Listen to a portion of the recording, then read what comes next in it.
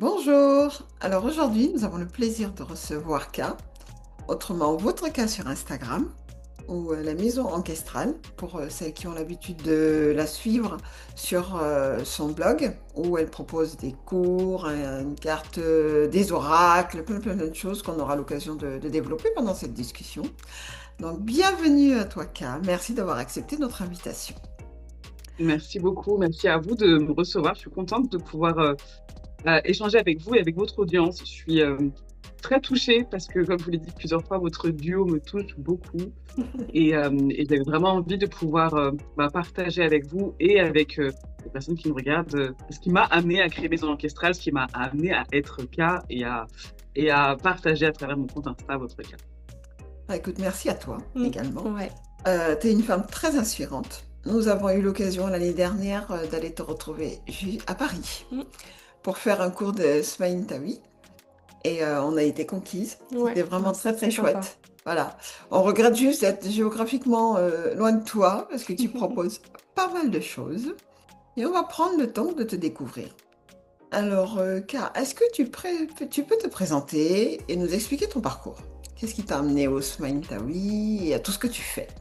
C'est toujours très dur pour moi de me présenter parce que j'ai la sensation, et je le dis toujours de la même manière, d'être quelqu'un qui change constamment. Euh, Ce qui ne change pas, c'est mon besoin d'équilibre, mon vrai besoin de me sentir à ma place, de me sentir ancrée, de me sentir pleinement présente. Et donc, très souvent, je dis, je suis une âme en constante recherche d'équilibre. Au-delà de cet aspect un peu flou mais spirituel, je suis une femme afrodescendante, je suis d'origine camerounaise, je suis une maman et je suis une passionnée de la vie au sens très très large du terme.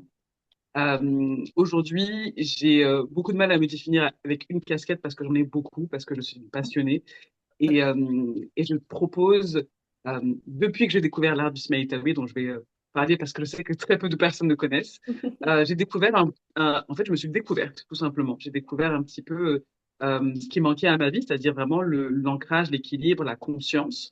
Et donc, à travers cet art ancestral, j'ai développé pas mal de choses qui résonnaient avec moi, surtout des choses qui m'ont permis de me retrouver, de me sentir à ma place, de me sentir ancrée. Donc, je vais commencer déjà par parler du Smaïtawi parce que c'est assez flou pour beaucoup. C'est Oui, un art que moi j'ai découvert, je pense maintenant, il y a 6 ans. Ok. d'accord. C'est un art ancestral qui vient d'Égypte antique et qui va s'apparenter à ce que certains vont appeler le yoga égyptien. Alors moi, j'ai beaucoup, beaucoup de mal à l'appeler yoga égyptien, principalement parce que, en fait, de nos jours, le yoga, c'est devenu quelque chose d'un peu hype, un peu trendy, un peu à la mode. Tout Et à on en fait. a perdu un peu l'essence dans notre monde occidental où on vient parler de souplesse, de posture parfaite. Mhm. Et j'ai assisté moi-même à des cours de yoga dans lesquels je me retrouvais pas du tout parce que j'avais la sensation que j'étais à un cours de sport. Moi, j'ai découvert le yoga il y a quelques années et je le pratiquais effectivement pour les vertus du corps et de l'esprit. Mais Mhm. il me manquait quelque chose. Il y avait quelque chose qui me permettait pas de trouver la dimension spirituelle de la pratique. Tout à fait. Et pendant la période du Covid, j'ai découvert, enfin, j'ai commencé à m'intéresser à la spiritualité ancestrale africaine. Et donc, à force de chercher des vidéos sur la spiritualité ancestrale et des vidéos sur le yoga pour pratiquer, je suis tombée sur le Kemetic Yoga. Donc, Kemetic Yoga, c'est la version américaine de ce que moi j'appelle le Smaïtawi et que certains appellent le yoga égyptien. Et c'est le même principe que toute forme de yoga, ça veut dire respiration, mouvement, posture. Mhm. Mais le prisme, là, il va être vraiment axé sur la spiritualité ancestrale égyptienne. Et donc, on va venir incarner des divinités égyptiennes, on va venir faire des progressions géométriques pour accompagner le corps, à faire circuler de l'énergie en accord avec les articulations du corps, en accord avec la colonne vertébrale, notre pilier. Et donc, j'ai d'abord commencé par cet art, et j'ai commencé par le pratiquer pour moi. Oui. Il m'a ouvert plein de portes à l'intérieur. Elles étaient tellement innombrables que j'en ai eu presque peur parce que ça m'a vraiment secoué. Mhm. Oui. Ça a remonté plein de belles choses, Mhm. des moins belles aussi, des vraies prises de conscience, des moments où je me suis rendu compte que je prenais pas assez soin de moi, je n'avais pas autant d'amour pour moi que je pensais en avoir. Et en fait, c'est cet art qui m'a petit à petit permis de tisser la toile qui est la mienne aujourd'hui, qui est de mettre en avant le bien-être ancestral à travers, oui, la pratique du Smeïtawi, mais pas que, à travers l'énergie au sens large, donc le, le massage, le soin énergétique, la conscience de ce qui nous nourrit et de ce avec quoi on se nourrit. Mhm. Et aujourd'hui, j'aime proposer ce qui me fait du bien, ce qui m'a permis de me reconnecter à moi, ce qui m'a permis de me reconnecter à mes racines. Et donc, mes offres, elles changent en même temps que moi. Donc, c'est pour ça que c'est dur de dire qui est-ce que je suis et qu'est-ce que je propose, parce qu'en fait, dès que je réalise qu'il y a une partie de moi que j'avais un peu négligée, et Ouais. ben, je m'attelle à comprendre, à, à dénouer un petit peu ce qui me semble un peu en brouillon. Mhm. Et puis, j'en fais un de mes nouveaux accompagnements, tout simplement. Ok. En tout cas, la division du Smaïdawi est assez juste. Parce que Mm, pour faire du yoga moi-même, on est dans une dimension effectivement qui est plus respectueuse de soi. mm, On n'est pas dans cette dimension où on cherche, comme tu dis, la perfection, la pose mm, parfaite. C'est pas du tout dans cet esprit-là. Et d'accord. on a beaucoup aimé le cours. Sans trop spoiler, c'est vraiment sympa. C'est un cercle. On a l'impression d'être dans un cercle, de faire partie d'un cercle, d'échanger, de pratiquer et puis de revenir à soi. Et c'est vrai que ça a été Mm. quelque chose qui nous a beaucoup touchés. Ouais, ouais, c'était vraiment très très chouette. C'est vraiment ce qui m'a, moi, touchée dans la pratique, et c'est pour ça que j'ai eu envie de la diffuser de la même manière. On a très souvent cette idée d'aller faire du yoga pour se vider la tête, et en fait, c'est pas juste se vider, c'est aussi Ouais, se remplir et se recharger, se nourrir. tout Et à fait. ça passe pas que par des postures, ça passe aussi par avoir conscience de quoi on a besoin de se nourrir aujourd'hui. Et c'est Mhm. pour ça que chacun de mes cours commence par, chacun de mes cours et chacun de mes accompagnements d'ailleurs, commence par comment vont tes corps. Donc, quand je demande comment vont tes corps, je vais parler du corps physique, donc celui qu'on touche, qui est palpable, les petits douleurs, les petits bobos du quotidien. J'ai parlé du corps mental, ce qui se passe dans la tête, les pensées, euh, qui sont des fois un petit peu, des fois on est surstimulé, donc il se passe plein de choses, puis des fois on est Ouais, en brouillard total, donc c'est même plus ce qui s'y passe vraiment. ouais, Le corps énergétique ou spirituel, selon comment les gens peuvent le percevoir. Donc ça, c'est un petit peu flou pour certains parce que c'est ce qui est invisible. Donc ça va être notre connexion, notre ancrage, notre intuition. Et le corps émotionnel que j'ai beaucoup mis de côté pendant pas mal d'années. Et j'ai eu envie de rajouter ce corps à à ma pratique, ouais, un peu comme une nouvelle corde à mon arc parce qu'en fait, oui, nos émotions nous dictent beaucoup. Et donc, ouais, cette idée de comment vont mes corps, c'est aussi de comprendre par quoi je passe en ce moment, qu'est-ce qui me pèse, de quoi j'ai réellement besoin. Et une mhm. fois qu'on s'est posé la question de vraiment de quoi j'ai besoin, eh ben, on sait comment on peut s'apporter ce dont on a besoin. Ou en tout cas, on est sur une voie de j'ai compris où était le déséquilibre, j'ai compris lequel de mes corps avait besoin de plus d'attention et je vais pouvoir m'en occuper pendant une séance de Smeitaoui, à travers un massage, à travers un échange. euh, à travers même un événement aussi simple qu'une rando où on se dit qu'on va juste marcher en forêt, puis au final, on se rend compte qu'on se connecte aux éléments, qu'on met de la conscience sur le calme à l'intérieur qui reflète celui à l'extérieur. Enfin, il y a tellement d'outils, tellement de biais euh, ouais, pour moi, c'était important de commencer par cette idée de comment est-ce qu'on va et Ouais. ensuite comment on se sent et comment est-ce qu'on peut s'apporter la nourriture du corps, celle de l'âme et celle de l'esprit. Eh ben, c'est joliment dit. Et tu fais aussi plein de choses, plein d'autres choses, hein. Moi, je te suis sur les réseaux et à chaque fois, je me dis, waouh, mais où est-ce qu'elle trouve cette énergie? Tu fais de la cuisine, les plats ont l'air mais délicieux. J'ai parfois envie de venir rien que pour manger, habiter chez toi. Parce que Le tu en nombre parles avec... de, le nombre de demandes de colocation, d'adoption, voire de kidnapping que j'ai à chaque fois que je poste des je recettes, c'est quand confirme. même, c'est bien, ça parle, ça veut dire qu'au moins on ressent à travers l'écran, donc tant mieux. Tout à fait, tout à fait. Vraiment, il y a un côté visuel qui est magique dans tes plats. Puis la façon dont t'en parles, t'es assez naturel. Je veux dire, il n'y a pas de Mm. pause, c'est pas lumière tamisée, les petits plats, tout nickel et tout. C'est vraiment comme on peut faire la cuisine chez soi et un partage, voilà, un Mm. moment de partage. C'est exactement ça. Et du coup, quand tu Et ben, je présentes suis le plat, contente on a presque envie de tendre la main et le Mm. récupérer. Et ben, je suis contente que vous le voyez comme ça, parce que c'est vraiment comme ça, j'ai envie de le partager. Tu vois, tu disais que j'ai plein d'énergie, où est-ce que je la récupère, cette énergie? Bah, très souvent, c'est dans ce que je mange, c'est dans ma manière de me nourrir. Alors, c'est pas que ce que je mange, c'est dans ma manière de me nourrir au sens large, parce que Mhm. j'ai tendance à dire que on fait un raccourci, où on a la sensation que se nourrir ne passe que par le fait de manger. Et en fait, non, on se nourrit de plein d'autres choses. Tout à fait. Mais c'est vrai que l'alimentation, c'est quand même un des plus grands piliers dans la nourriture que je m'apporte parce que je suis passée par plein d'étapes. Et donc, tu vois, tu me disais d'où est-ce que je viens? Ben, je viens aussi de troubles du comportement alimentaire, de boulimie, hyperphagie, anorexie, des moments où je ne me faisais pas du bien. Soit je me privais, soit au contraire, je me gavais pour remplir un vide à l'intérieur de moi. Et Mhm. quand j'en ai pris conscience, j'ai mis du temps à me rendre compte. Hein, en fait, je m'en suis rendu compte quand je commençais à m'en sortir. C'est ça qui est un peu fou, c'est que pendant que les crises m'arrivaient, je minimisais. Parce que Mhm. comme ça ne se voyait pas physiquement, que je Ouais. pouvais passer par des phases d'hyperphagie ou même d'anorexie, parce que je n'étais ni trop maigre ni trop grosse, et que Mhm. c'est souvent comme ça qu'on a tendance à, à imager ces maladies. Mhm. Et ben, je me disais, tant que ça se voit pas, ou tant que je cours pas aux toilettes pour me vider de ce que je viens de me goinfrer, de ce avec quoi je viens de me goinfrer, ben, c'est OK. Et c'est quand je me suis rendu compte que je passais mon temps à nourrir mes émotions que j'ai réalisé qu'il fallait que je fasse quelque chose pour moi. Mhm. Non seulement parce que je mangeais pas dans les bonnes quantités, mais je mangeais pas les bonnes choses non plus. Tout à fait. J'ai une alimentation consciente, donc que certains vont apparenter une alimentation végane, parce qu'effectivement, je ne mange pas de produits d'origine animale. En tout cas, je n'en achète pas et je n'en consomme pas dans mon quotidien. Ça peut encore m'arriver parce que voilà, il y a des moments où j'en ai envie. Mhm. L'idée pour moi, c'est vraiment d'écouter mon corps et de comprendre ce avec quoi je me nourris. Donc c'est vrai que je limite, voire je supprime beaucoup. Donc ça fait des années que j'ai pas mangé de viande ni de poisson. Je mange pas de lait, de produits, euh, ouais, de produits laitiers, etc. Mais ça n'empêche que je ne me pose pas l'étiquette végane parce que je veux juste. En fait, j'ai pas besoin de porter cette étiquette pour avoir conscience de pourquoi je mange comme je mange. Tout Mhm. à J'ai fait. vraiment juste besoin de me rappeler que chaque aliment a un impact dans mon corps Mhm. physique, sur mon corps physique, mais pas que. Ça a aussi un impact sur mon mental, sur mon énergie au quotidien, sur mon humeur, sur mon cycle menstruel, sur ma transpiration, sur mon transit.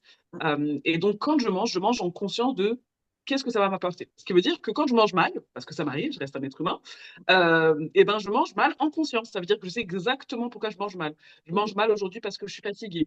Je mange mal aujourd'hui parce que j'ai envie de manger du gras ou du sucre parce que c'est réconfortant et que j'ai besoin d'être réconforté. Ouais. Je ne mangerai pas aujourd'hui parce que j'ai besoin de jeûner, parce que j'ai besoin d'un peu plus de clarté. Et donc tout ça, c'est de la conscience. Ça ne veut pas dire que je me restreins, que Ouais. je me prive. Ça veut juste dire que je m'écoute et que j'ajuste selon mon besoin. Et donc oui, ce qui me nourrit beaucoup, c'est l'alimentation parce que j'ai décidé, après avoir passé des années à me faire du mal avec l'alimentation, Ouais. bah, de changer complètement la donne, de reparamétrer mon cerveau d'une certaine manière et de faire de la nourriture un de mes langages de l'amour. Ça a toujours été le cas pour l'autre, donc j'ai toujours fait des bons petits plats pour les gens que j'aimais. Mais dès que tout le monde partait, que je me retrouvais seule chez moi, bah, je mangeais des chips. Donc à un moment, je me suis rendu compte que si tu fais à manger aux gens que tu aimes et que tu prends le soin de le faire en choisissant les bons produits, en faisant une belle assiette et que toi, tu te manges un paquet de chips debout dans la cuisine en vite fait, ça montre que tu ne t'aimes pas assez.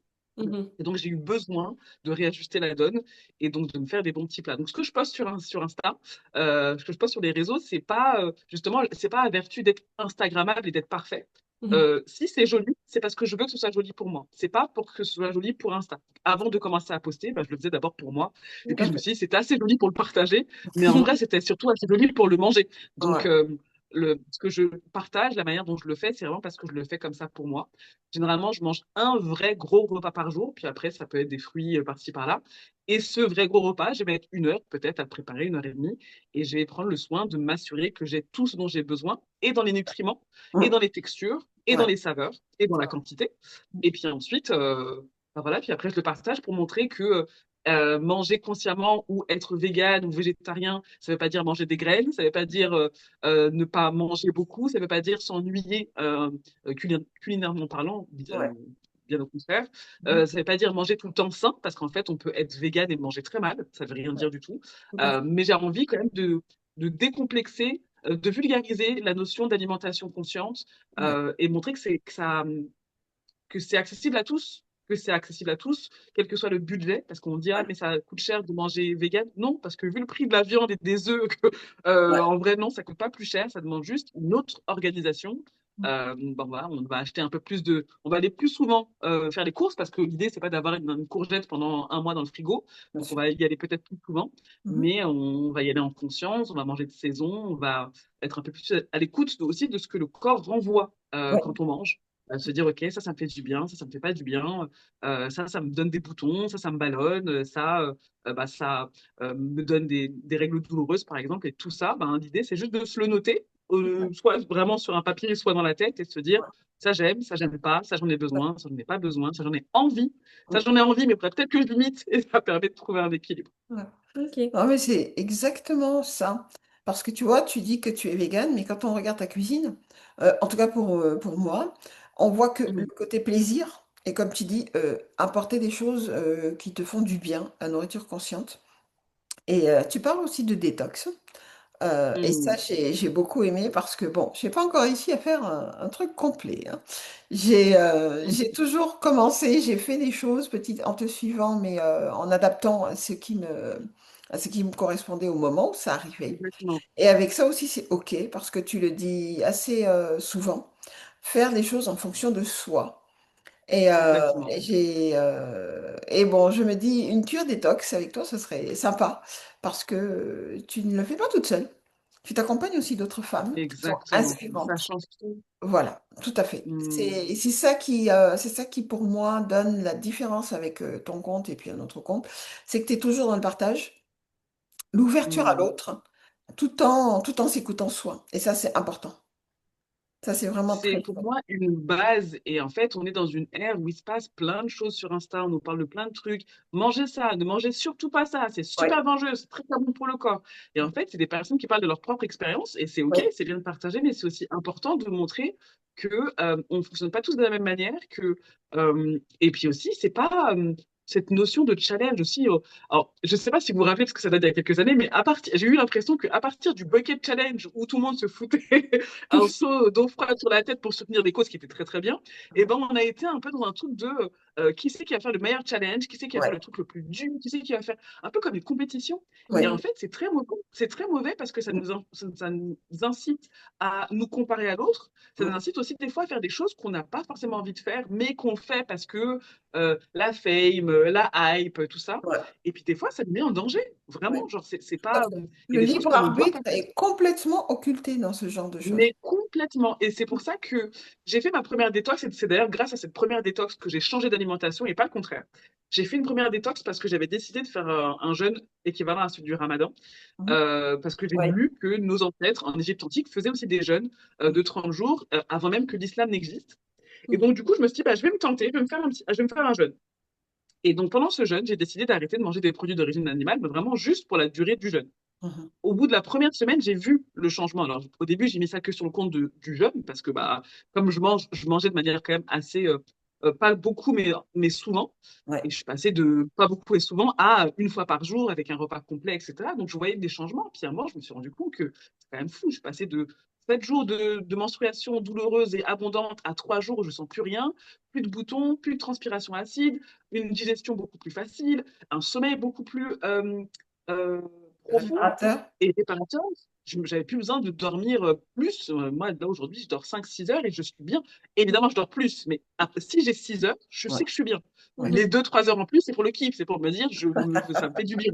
Mais je sais que j'en ai pas forcément besoin, j'en ai juste envie de me dire, je prends mon temps, etc. Et donc, ça a changé beaucoup de choses chez moi.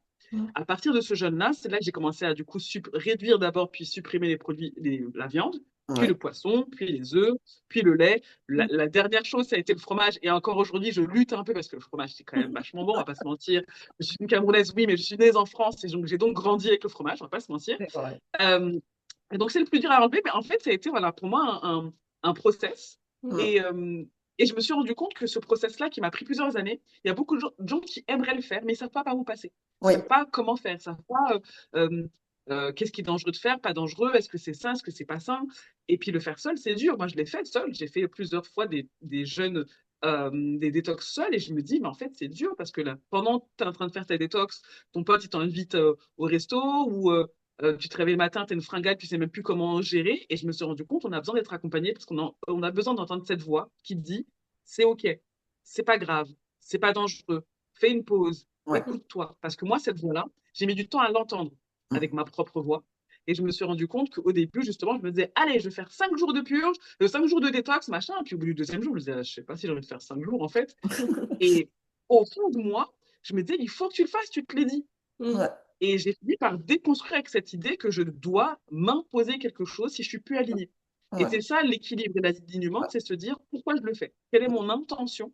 Mm. Et moi, mon intention, c'est de prendre soin de moi. Mon Ouais, intention, c'est d'être à l'écoute de mon corps. Mon intention, c'est de nettoyer mon corps et c'est de l'alléger. Et alléger mon corps de la nourriture, mais après le remplir de d'injonctions, de pression, etc., bah, en fait, ça fait pas sens. Mm. bien Et sûr. donc, en créant cette communauté, des âmes détoxées, donc c'est la communauté des âmes détoxées. En Ouais, la créant, j'avais vraiment envie de créer un espace dans lequel on peut littéralement se dire j'ai grave la dalle, j'en ai marre.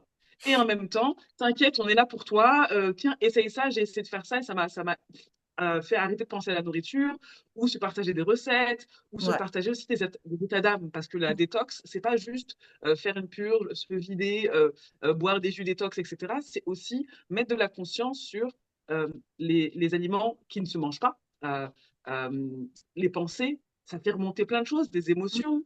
mm, Et du coup, bah, on a besoin d'être entouré. C'est pas quelque chose qu'on fait seul dans son coin. On a vraiment besoin de pouvoir partager, libérer la parole. Et on parle sur un groupe sur Discord et on ouais, a un groupe qui s'appelle Soutien. Et dans ce groupe, bah, tu as des personnes qui vont dire, voilà, cette nuit, j'ai fait un rêve et j'ai l'impression que c'est la détox qui est venue réveiller des blessures d'enfants et j'ai envie de partager un petit peu. Et du coup, il y a des soutiens, même un petit emoji, même une résonance. Moi aussi, j'ai mal dormi cette nuit, je te comprends. Et ben, ça change tout dans la démarche de prendre soin de soi. Pour moi, prendre soin de soi, Mhm. c'est c'est pas que pour soi. Pour moi, c'est politique. Pour moi, c'est communautaire. Pour moi, c'est un vrai engagement et ça va au-delà du corps physique. On s'accompagne parce qu'on a conscience que la société, malheureusement, dans laquelle on vit, ne nous accompagne pas toujours. On a bien conscience que ce qu'on mange dans notre quotidien, c'est pas les meilleurs produits qu'on nous propose. C'est pas aussi au meilleur prix qu'on peut nous les proposer. ouais. Et puis, il y a aussi pas mal de choses qui sont restées dans notre tête qu'on a oublié de déconstruire. Des Mm. phrases comme les produits laitiers sont nos amis pour la vie. Ah oui, Non, ça c'est. c'est faux. Et on le sait aujourd'hui que c'est faux. Ouais. D'ailleurs, et chaque fois je le dis, mais ça me fait rire quand je le dis, mais c'est tellement réel. Mm. Si on fait du lait digestion facile, ça montre bien qu'on ne digère pas le lait. Si on Tout ne à fait. digère pas le lait, ça veut dire qu'on ne le tolère pas. Si les Ouais. gens sont intolérants au lactose, c'est parce qu'il y a quelque chose qui fait qu'on ne le tolère pas. Mm. Et si on ne le tolère pas, l'idée c'est pas d'enlever le petit truc qui fait qu'on ne tolère pas, c'est juste d'ajuster et d'adapter, de se dire que potentiellement le lait de la vache est fait pour le veau. Tout à fait. Tout simplement. Et qu'il y a un moment, si on veut chercher du calcium, et bien ce calcium-là, si on ouvre un petit peu, si on recherche un petit peu, on se rend compte qu'il y a plus de calcium dans un brocoli que dans un verre de lait, et on ajuste notre alimentation. Parce que le Mm. but, c'est pas juste de se dire, j'arrête de boire du lait parce que c'est le lait de la vache, alors que je veux boire du lait d'amande. Ben non, parce que le lait d'amande, ok, c'est très bien le matin avec tes céréales ou dans ton café, mais la vérité, c'est que il n'y a pas de calcium dans ton lait d'amande. Donc Mm. si tu viens pas réajuster et rééquilibrer en te Ouais. disant, ok, parce que j'ai arrêté de boire du lait de vache, ou des produits d'origine animale, je vais donc ajuster mon alimentation, et ben ça fonctionne pas. Mhm. Donc c'est vraiment cette idée de on, on observe, on déconstruit et ensuite on se rééduque parce qu'on en a besoin. Hein. Tout ça, le truc du calcium dans le brocoli, on n'apprend pas ça à l'école. Oui. Donc Oui. il y a un vrai sujet de il faut se rééduquer parce que c'est pas la société qui va nous donner tous ces tips de dans quelle plante je peux boire pour me sentir mieux dans mon cycle menstruel, quelle plante. C'est pas la société qui nous. Bah non, malheureusement, c'est Insta. Aujourd'hui, c'est devenu Oui. presque notre source de nouvelles Ouais. recettes que de Mm. trouver les bons petits tips à gauche, à droite. Donc, alors tant mieux, heureusement qu'il y a ça, mais la vérité, c'est qu'il faut aller au-delà de ça. Il faut des fois s'informer autrement, aller choper des livres, observer le corps, être à l'écoute. Des fois, même un petit bilan chez une nutritionniste, une énergéticienne, une naturopathe, ça peut aussi accompagner avec beaucoup plus de conscience sur Mm. comment on va et comment on peut prendre soin de nous, quoi. Tout à Mm. fait. Tout à Totalement. fait. Oui, c'est vraiment retourner aussi à soi, voir les choses qui sont bonnes pour nous, sans se renseigner, s'informer de notre côté pour trouver, on va dire, ce qui nous correspond totalement. Mm. Et Mm. toi, du coup, c'est ce Complètement. que tu as fait, donc ce parcours-là que tu as fait par l'alimentation, mais aussi par la pratique du Smeitaoui en 2020, c'est ça? Exactement. C'est vraiment ça, c'est vraiment un cheminement qui a été le mien, qui a été d'abord de m'attaquer à la partie visible, qui Mhm. était que ben, mon corps a besoin de mouvement. J'ai commencé pendant la période du Covid, on était clairement enfermés chez nous. Moi, Ouais. j'étais comme un rat dans sa cage et je me disais, mais c'est pas possible, en fait, il faut que je me mette en mouvement. Donc, le Smile Time m'a littéralement sauvé la vie et je dis pas ça. Ça a l'air d'être une grande phrase comme ça, mais c'est réel. Je pense que sans ça, ma santé physique, mais surtout ma santé mentale, en aurait pris un gros coup. Et puis en ouvrant cette porte-là comment prendre soin de soi, je me suis rendu compte qu'il y avait plein d'autres choses et des choses gratuites, genre la respiration, c'est gratuit. Ouais. Oui, Genre marcher dans la forêt et se connecter aux arbres et oui, leur faire des câlins, même si on a l'air un peu d'une folle du parc, c'est ok, mais c'est gratuit. Ça, c'est des Ouais. outils qui, à mon sens, Mm. sont essentiels. Et j'ai un peu cette sensation que tout ce qui est un peu, justement, tout ce qui nous fait du bien, qui est gratuit et qui vient littéralement de nos ancêtres. Vraiment la connexion à la terre, la conscience de ce avec quoi on se nourrit, des choses toutes simples, hein, vraiment, les offrandes, toutes les choses qui vont être un peu d'ordre spirituel. Et ben notre société a tourné ça sur le truc un peu des meufs perchées qui parlent aux arbres et qui mettent des sarouels et qui, et qui disent namasté à chaque fin de phrase. Ouais, mais du coup, il y a un moment où peut-être que ces personnes-là, elles sont un peu plus alignées, elles sont un peu plus à l'écoute de ce qu'elles vivent et de ce qu'elles traversent au final. Donc, ouais, l'idée, c'est un peu de vulgariser la notion de prendre soin de soi, Mm. mhm. sans être à la recherche de la meilleure routine, du meilleur truc. Non, pas le meilleur, celui qui me convient. Ouais, Et c'est ce qui Oui. te respirer. convient aujourd'hui ne te conviendra peut-être pas la semaine d'après, encore moins l'année prochaine, Ouais. encore moins dans 10 ans. Parce qu'on est constamment en changement. Déjà, j'ai pas besoin de la même chose semaine 1 et semaine 2. C'est Ouais. ça. Genre, juste en fonction de mon cycle menstruel, je suis déjà quelqu'un qui change. Moi, Mhm. c'est pour ça que j'ai beaucoup de mal avec les routines. C'est que de me dire il faut que je fasse un truc tous les matins, mais c'est impossible pour moi parce qu'en fait, je me rends compte que tous les matins, je n'ai pas la même énergie, j'ai pas la même force, j'ai pas la même Ouais. forme. Alors, c'est pas Mm. tant une question de discipline, c'est plus une question d'intention. Mon Mm. intention, c'est pas d'être une grosse sportive. Mon intention, c'est d'être en bonne santé, d'avoir un corps qui, qui craque pas dans tous les sens, qui me fait pas souffrir. Et donc, des fois, ça passe par, oui, faire une bonne séance de sport. Des fois, Ouais. ça passe juste par le fait de m'étirer. Des fois, c'est aller me faire masser. Des fois, c'est aller nager. Et donc, tout ça, c'est des intentions, enfin, c'est des outils qui me connectent à mon intention première qui est de prendre soin de mon corps. Si Ouais. je restais dans le truc de il faut faire du sport tous les jours, déjà un jour je m'épuiserais, je n'aurais plus envie. Donc, et on le voit, hein, les souscriptions à la salle où on y va au 1er janvier, puis au mois de février, il n'y a plus personne. C'est justement parce qu'on se met tellement une pression Ouais. qu'on y va, on y va, on y va, puis on s'essouffle. Alors que si l'intention, c'était pas d'aller à la salle de sport, mais plutôt de prendre soin de son corps, il y a Mhm. tellement de manières de le faire que dès qu'il y en a une qui te saoule, tu passes à une autre. Et au moins, Mhm. tu es tranquille. Ouais. Ouais, c'est ça, le but, c'est vraiment d'avoir tous les outils à notre portée de main et après se demander chaque jour ce dont on a vraiment besoin et vraiment mettre en place les pratiques qui nous font du bien au jour le jour, quoi. Tu as un Complètement, discours, complètement. mais tellement déculpabilisant, parce que c'est vrai, comme tu dis, on voit beaucoup de routines, beaucoup d'injonctions. Et quand on s'y tient pas, c'est souvent, tu dis, t'as pas de motivation. Mais non, comme tu dis, c'est l'écoute de soi, c'est quelque chose d'important. Revenir à soi, Complètement. c'est quelque chose aussi qui fait peur. Parce que revenir à soi, Évidemment. c'est découvrir que ben, ce qu'on fait ne nous correspond pas. Et oser dire, ben, ça ne me va pas, je vais passer à autre chose. On est dans une société où on essaie d'uniformiser, alors que nous sommes tous différents. Nous sommes tous uniques. Complètement. Nous sommes tous uniques. Et Complètement. merci pour ton discours qui est vraiment très déculpabilisant, qui permet de nous remettre au centre de notre vie, tout simplement, et d'être notre priorité, mais en tenant compte de nos spécificités. Mais vraiment, et puis tu sais, cette notion de culpabilité, Mm. on m'a appris un jour, et quand c'est rentré dans ma tête, c'est jamais sorti, on m'a appris que la culpabilité, c'était la vibration la plus basse. Alors quand je parle de vibration, Ouais, c'est ça. ça peut ne pas parler de certaines personnes, c'est un peu comme tu vas prendre une échelle des humeurs et tu vas prendre l'amour et la joie comme la vibration la plus haute, et ben la culpabilité, ça va être la plus basse. C'est les Quand tu plus es sur une basses. vibration basse, ça affecte tout dans ton quotidien, et Mhm. c'est surtout, il faut remonter à un moment. Donc quand c'est la plus basse, forcément, ça te prend beaucoup plus de temps à remonter. Bien Donc sûr. moi, j'essaye au mieux que ce soit pour moi, comme pour les personnes que j'accompagne, Mm. que ce soit dans un accompagnement holistique, sur le rééquilibrage alimentaire, sur le Smaïtawi, sur le soin énergétique, de sortir de cette notion de tu dois faire ça, Tout à fait. euh, de tu devrais pas faire ça.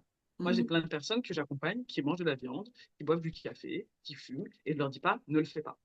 Parce que ça n'a pas d'intérêt de leur dire ne le fais pas. Moi, j'ai fumé pendant 17 ans et ça me fait beaucoup de mal de dire ça parce que 17 ans, c'est beaucoup trop long. Et en vrai, j'étais contente de fumer. Je me posais pas la question de savoir si c'était bien ou pas bien. Je savais que c'était pas bien. Il y a marqué fumer tu sur mon paquet, donc j'avais capté. Ouais. La vérité, c'est que ça ne suffisait pas à me faire arrêter. Mm. La raison principale pour laquelle ça ne suffisait pas à me faire arrêter, c'est que j'avais même oublié pourquoi j'avais commencé. Mm.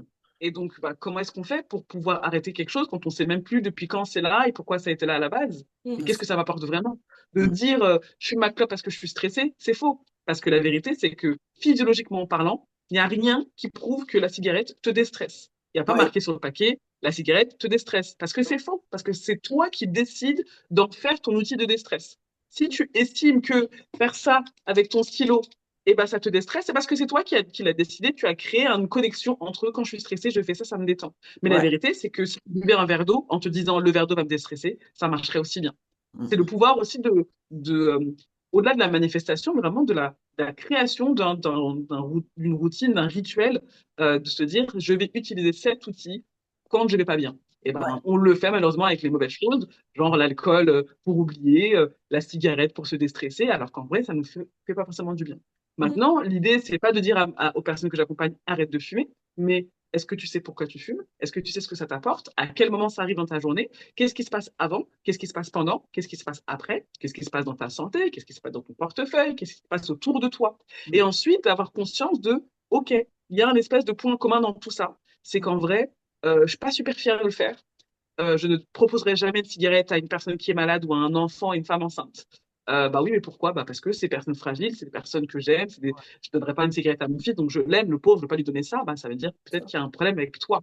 Et Ouais. donc, c'est là où il est le vrai truc. C'est qu'une fois que tu comprends où est la source, c'est pour ça que tu parlais de revenir en son centre. Oui, c'est toi le centre. Toi Mm. la source. Donc, Ouais. si tu reviens à la source, tu comprends pourquoi tu fais les choix que tu fais. Et quand tu n'es plus vraiment aligné avec ça, et ben, Mm. d'une certaine manière, tu t'accompagnes au mieux pour changer tout ça. Ça Mm. Mhm. prend le temps que ça prend. Moi, ça m'a pris Ouais. 17 piges pour comprendre. Euh, mais pas 17 piges pour arrêter, parce que je voulais pas arrêter. C'était juste comprendre. J'avais juste besoin de ça, Ouais. de prendre le temps. Une fois que j'ai compris, bah, j'ai réajusté.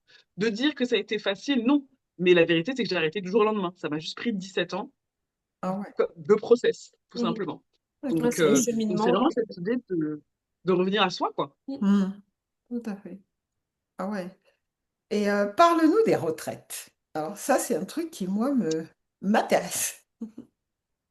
Les retraites, alors c'est fou parce que je suis tombée il y a quelques temps sur un document que j'avais fait il y a, je sais pas, 7 ans de ça, où je me disais, la retraite de rêve, ce serait ça, ça, ça, ça. Et puis aujourd'hui, je le lis, c'est exactement ce que je fais. C'est fou parce que pour moi, c'est vraiment le pouvoir de la visualisation Oui. Mhm. et de la manifestation. Parce qu'en fait, ce que j'ai fait, c'est vraiment comme un mood board de l'événement rêvé que j'adorais créer.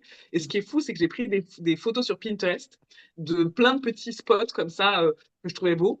Et Mm. le lieu où je fais la plupart de mes retraites ressemble vraiment comme deux gouttes d'eau à tout ce Ah que j'avais ouais. mis sur mon site. Donc, c'est quand même assez fou. En fait, ces retraites, elles ont commencé avec le principe même de la détox, où tout le monde me disait, mais c'est dur de le faire seul, c'est cool d'avoir la communauté, mais en vrai, là, je suis tout seul dans mon lit, je viens de manger, j'aurais préféré avoir un câlin qu'avoir un emoji câlin sur mon téléphone. Donc, je me suis rendu compte que, bon, il y a peut-être un vrai besoin de le faire en communauté. Mhm. J'avais déjà fait d'autres retraites sur d'autres thématiques, accompagné d'autres personnes. Donc, une que j'ai fait avec Valérie du compte Réveille ton enfant intérieur sur la thématique de l'enfant intérieur. Une autre retraite que j'avais faite, qu'on avait faite aussi à l'étranger. J'ai fait une retraite l'année dernière en Suède. Donc, j'essaie Oui. de toujours trouver plein de Ouais, ouais. Elle était de super petites sympa. thématiques. Ouais. Ah, Dans elle la était dingue. forêt Donc, d'ailleurs, suédoise, c'était non, franchement, impressionnant. c'était Ouais. fou. Et en fait, l'idée et l'intention de mes retraites, il y a toujours une intention différente. Donc, il y a la retraite détox, qui est du coup le même principe que quand on fait notre détox chez nous, sauf que là, Mhm. on est dans un espace dédié. Donc, c'est un grand domaine dans le 78, euh, pendant lequel on va effectivement nous faire une détox avec la descente alimentaire, la purge, le juicing, etc. Mais il va surtout y avoir du soin et des ateliers pour se nourrir. Alors, parce que Mhm. comme on ne va pas beaucoup manger, et ben, du coup, l'idée, c'est de ne pas nourrir le corps, mais de nourrir au moins l'âme et l'esprit. L'esprit, ouais. Et donc, on a des soins. Donc, on a des personnes qui viennent soit pour des soins énergétiques, soit pour du massage. On a des ateliers pédagogiques. On a eu l'année dernière, par exemple, enfin, cette année, justement, on a eu un atelier de drainage lymphatique, un Mhm. atelier sur les cheveux et sur comment prendre soin de ses cheveux.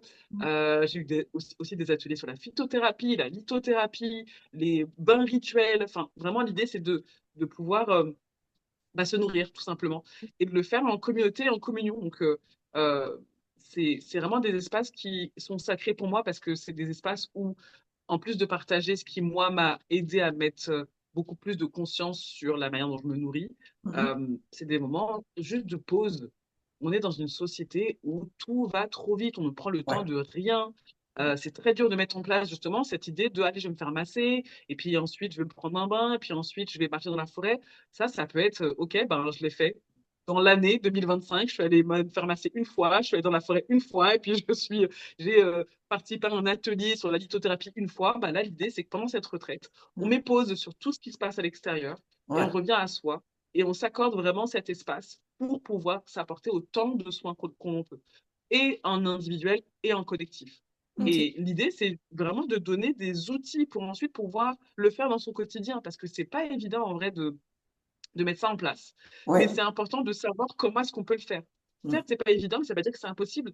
Donc des fois, juste le fait de le vivre, ça permet d'avoir conscience en fait, j'en ai besoin. En fait, c'est essentiel. Créer un espace dans lequel on prend soin de soi, on se redécouvre, on découvre l'autre, on découvre aussi des lieux. Donc, il y a la retraite détox que je fais maintenant depuis 3 ans. Donc, j'ai fait la troisième édition en mars dernier. Donc, la prochaine aura lieu Ouais. en mars prochain, donc mars 2027. D'accord. Les places seront ouvertes aux inscriptions d'ici la fin de l'année. OK. J'ai pour envie et vocation de faire 3 retraites par an. Donc, celle de mars qui sera toujours au même endroit et à la même période. Oui. Une qui sera un peu comme celle en Suède, donc quelque part soit en France, mais loin de région parisienne, soit en Europe. Là, OK. je vise la Norvège parce que j'ai adoré la Suède et la Norvège, je sais que c'est tout aussi bien, donc j'aimerais bien. Je Ouais. ne pense pas que ce sera cette année, ou en tout cas pas tout de suite. Oui. Et une retraite qui sera sur le continent africain. Et donc là, ben, la prochaine, et donc la première au final, c'est la retraite en Égypte qui aura lieu à la fin de l'année. Donc c'est fin novembre, début décembre. Ça serait une retraite assez intimiste. Il n'y aura pas plus de 6, allez, 7 personnes maximum. Je dis que je dépasserai pas 7 personnes.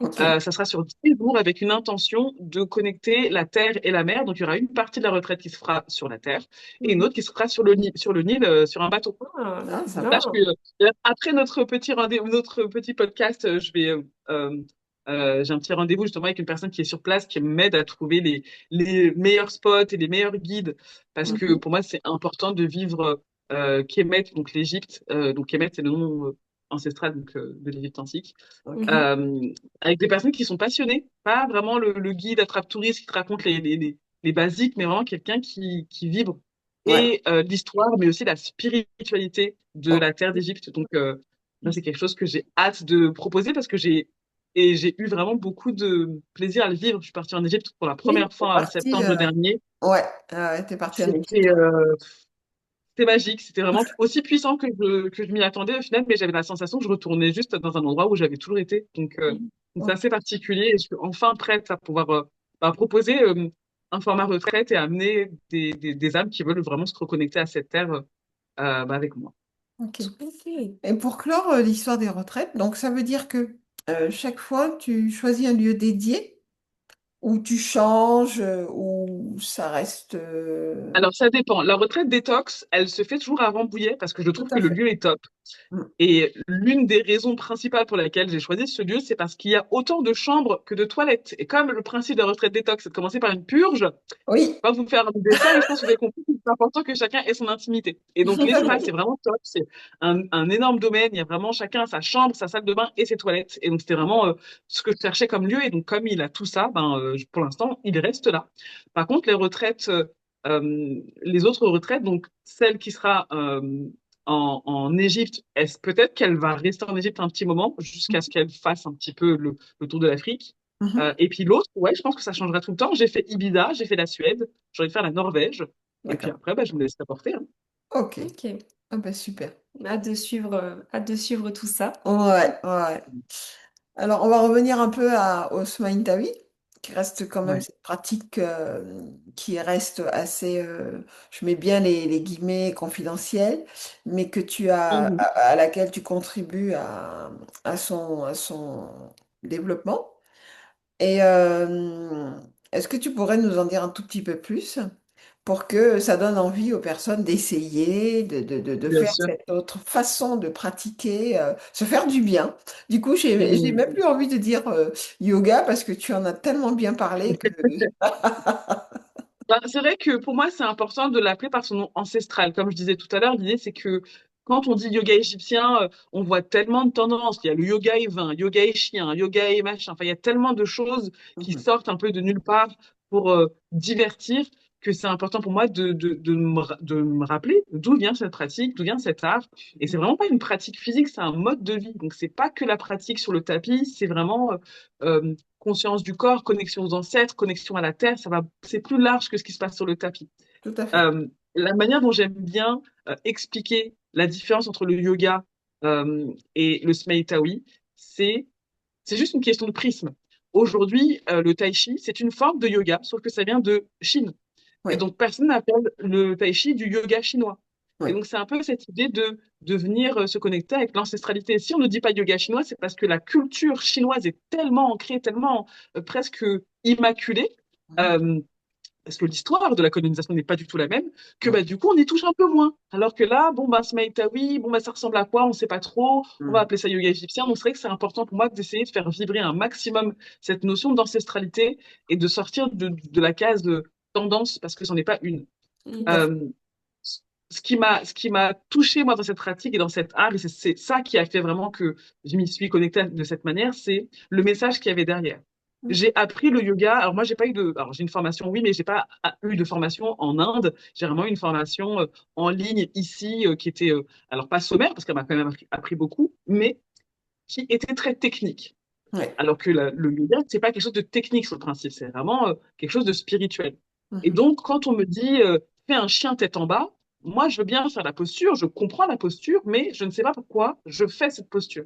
Déjà, Oui. je sais pas pourquoi elle s'appelle comme ça, cette posture. Enfin, je le sais, physiologiquement parlant, je le sais, j'ai déjà vu un chien s'étirer, je sais ce que ça veut dire, mais Oui. j'ai du mal à faire le lien entre la posture et ce que moi je fais, à trouver vraiment une valeur, même dans le nom de la posture.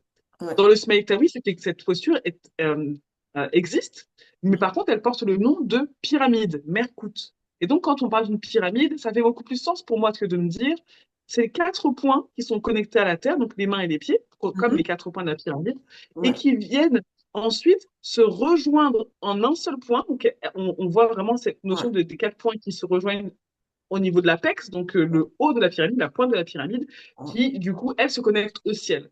Sachant que les divinités dont on va beaucoup parler pendant la pratique de Smaïtawi sont Geb, donc la divinité de la terre, et Nut, divinité du ciel.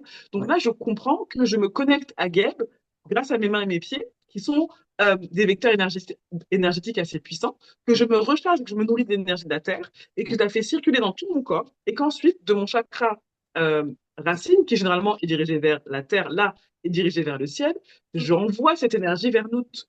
Dans l'histoire de l'Égypte antique, je ne parlerai pas de mythologie, mais vraiment d'histoire, Oui. Nout et Geb, c'est deux divinités qui sont amoureuses et qui sont donc collées et qui vont être décollées par Chou, qui est la divinité de l'air. Et Mhm. donc l'idée, c'est vraiment de reconnecter ces divinités entre elles, leur redonner cette connexion. Et Ok. c'est nous le vecteur. Mhm. Et en fait, il y a vraiment une notion de conscience de ce qui circule en nous. Mhm. On est vraiment le lien entre la terre et le ciel. On est vraiment connecté à ces deux énergies-là.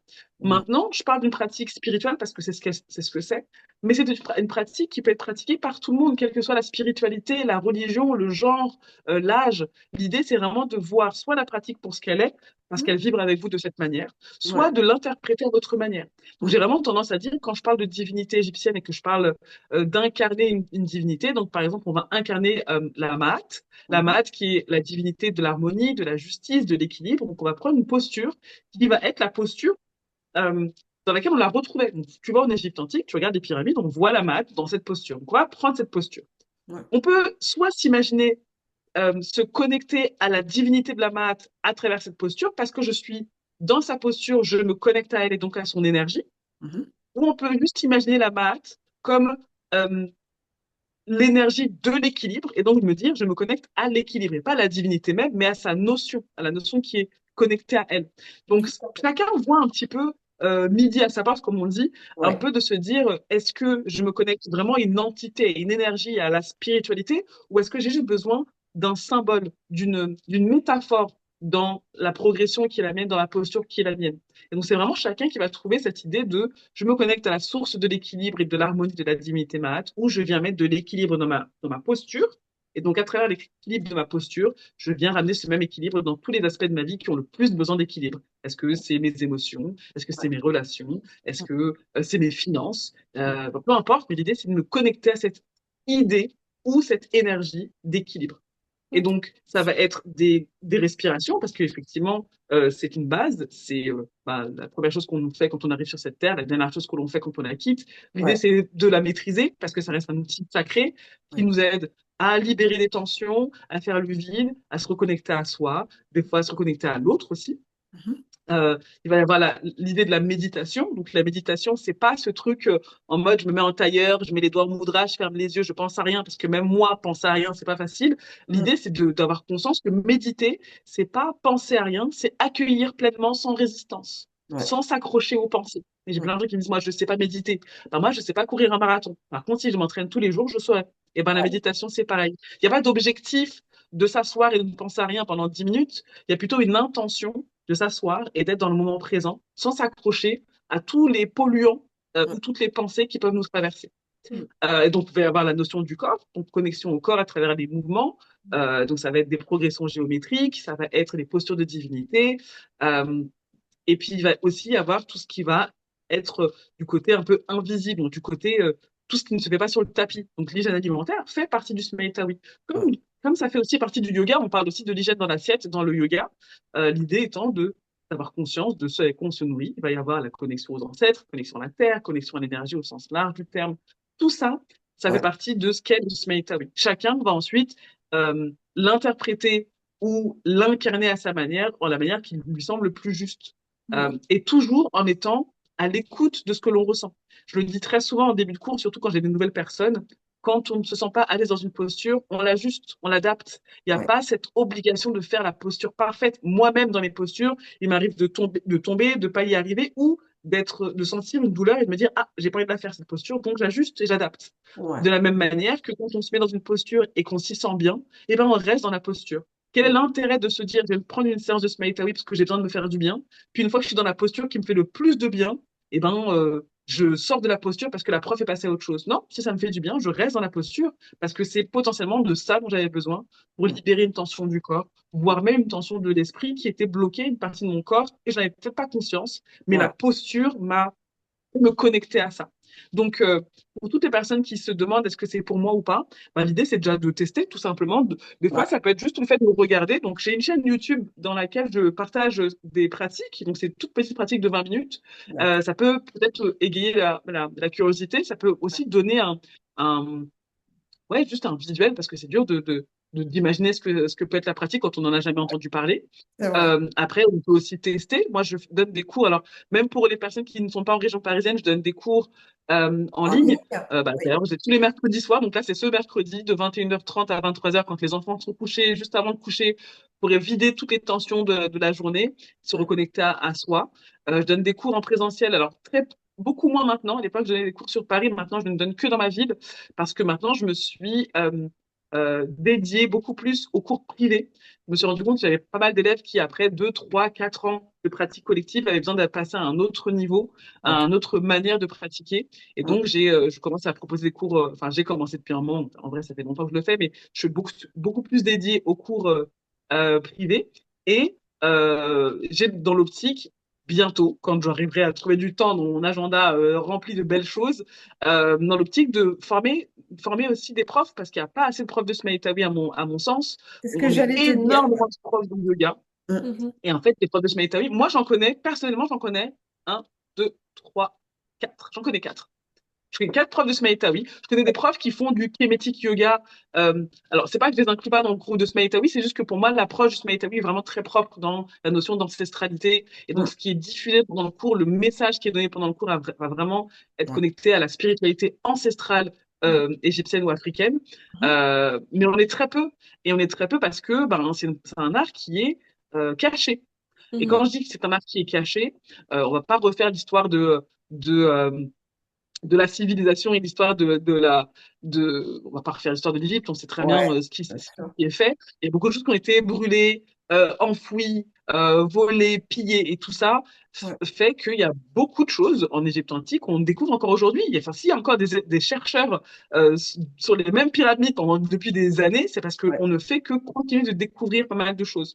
Donc c'est un art qui est un peu passé à la trappe, tout simplement parce que les interprétations ne se sont pas faites, ou alors qu'elles ne se sont même pas vues, on n'a juste pas de conscience dessus. Enfin, il y a beaucoup de gens qui débattent sur le fait que est-ce que c'est vraiment un art, est-ce que vraiment ça existe, et est-ce que, en fait, moi, je me pose plus la question. À partir du moment où c'est quelque chose qui me fait du bien et qui m'accompagne à me reconnecter à moi et à mes ancêtres, et que je ne manque de respect ni à la culture, ni à la spiritualité, bah, je me dis que ouais, c'est bel et bien quelque chose qui me parle et qui me connecte à ceux dont j'ai besoin de me connecter pour me sentir pleinement vivante. C'est vraiment ça, pleinement vivante. Ouais. Tout à fait. Et par rapport à du coup cet art que tu as découvert et aussi le Kemet dont tu parlais, Mhm. quand tu l'as découvert au début, comment est-ce que tu l'as accueilli? Comment est-ce que ça a résonné chez toi?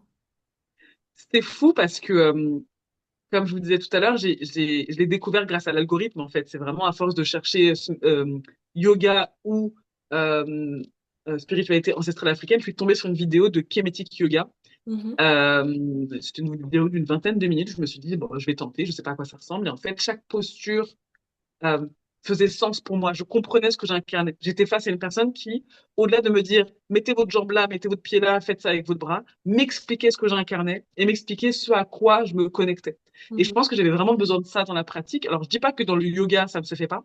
Je dis que principalement dans les cours de yoga un peu hype de Paris, on oublie la notion de spiritualité parce qu'on veut pas, parce que beaucoup de gens ont peur de parler de spiritualité. Il y a beaucoup de gens qui font l'amalgame entre la spiritualité et la religion. Donc, c'est Ouais. dur pour elles de parler d'ancrage, de connexion, de divinité, sans avoir peur de brusquer. Moi, j'ai pas peur de brusquer, parce que je l'affiche très clairement. Les personnes qui viennent à mon cours sont, pour beaucoup, des personnes qui m'ont connu sur les réseaux. Et sur les réseaux, je ne me cache pas. Je suis que nature peinture, comme on dit, et je parle de spiritualité, je parle de beaucoup de choses qui Ouais. font que, ben, on voit au moins ça, on sait à quoi s'attendre avec moi sur les cours. Et donc, j'ai pas peur de parler de spiritualité. Ce qui est ultra important pour moi, c'est que je ne guide personne vers ma spiritualité. Elle est la mienne, elle m'est propre Ouais, et elle m'est personnelle. Je peux la partager, mais je ne guide personne vers ma spiritualité. Je ne pense pas qu'il s'agisse d'une vérité absolue. Je ne Mhm. pense pas que ce soit la meilleure et la seule manière que de vivre sa spiritualité. C'est juste la mienne. Mhm. Et donc, j'invite à travers le Smile à chacun à se reconnecter à sa propre spiritualité. Et si le Smile peut être un biais là-dessus, bah, c'est tant mieux. C'est un peu l'idée. Et donc, quand je découvre cette vidéo et que je fais cette pratique, euh, je sens des choses qui se passent à l'intérieur de moi parce que ça commence à faire sens. Je comprends pourquoi je fais un mouvement puis un autre. Je comprends ce que je connecte. Je lève la main et je ne me dis pas juste lever le bras au-dessus de votre tête. J'ai vraiment cette sensation et cette conscience que je connecte le bout de mes doigts vers le ciel. Et donc, je vais plus loin dans ma posture parce que justement, je vais plus loin en termes d'énergie. Et, euh, et donc, du coup, je comprends. Et en comprenant, c'est comme si c'était très particulier parce que c'est comme si je répondais à des questions que je ne m'étais jamais posées. C'est Mhm. assez bizarre à dire, mais j'avais vraiment ce truc-là de, j'ai l'impression d'être arrivé dans un temple et de voir des bijoux partout et de plus savoir où donner de la tête. Et Mhm. à la fin de la pratique, je termine dans une posture qui s'appelle la posture de d'Assar, qui consiste à mettre les mains, les poings fermés comme ça. Mhm. Et c'est une posture qui rappelle beaucoup de choses. Wakanda, les Césars, les Oscars. Et c'est Ouais. pas pour rien. C'est parce que c'est une posture très puissante qui nous reconnecte à euh, la stabilité, vraiment à la stabilité, à l'établissement. Et, euh, et du coup, dans cette posture que je prends pour la première fois de ma vie, je finis la pratique comme ça, je me mets à pleurer de manière mais, incontrôlée pendant une quinzaine, vingtaine, trentaine de minutes. Mhm. Et je sens que ces larmes-là, elles sont là pour nettoyer quelque chose. Je ne sais pas exactement pourquoi je pleure, mais je sais que c'est nécessaire. Je sais qu'il faut que je continue de vider. Mhm. Et, euh, et je me dis, mais c'est quoi cette pratique? C'est quoi ce truc? J'ai jamais ressenti ça dans un cours de yoga. Alors oui, je baille beaucoup en yoga, d'accord? Oui, Ouais. ça vide ma tête. Oui, je me rends compte que mon corps est rouillé, mais de là à C'est pleurer pas comme ça aussi n'a pas de sens. Et intense. puis, Ouais. Ouais. Ouais. exactement, ça n'a jamais été aussi intense en fait. Et puis, je me dis, mais il faut que je trouve une prof, c'est pas possible, c'est quoi ce truc, c'est quoi cet art, c'est quoi ce...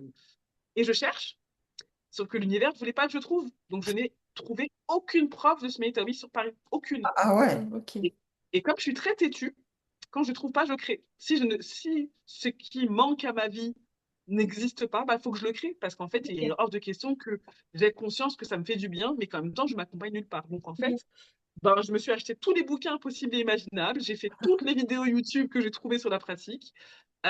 Et de manière assez militaire. Moi, je suis quelqu'un, j'aime bien l'intensité. Donc, c'était 6 heures du matin, première vidéo, puis j'arrête à 11 heures. Donc, je me fais 5 heures d'affilée de pratique parce que j'avais envie de vraiment de respirer ce Taoui, de transpirer ce Taoui. J'avais envie que chaque cellule de mon corps comprenne ce que c'était.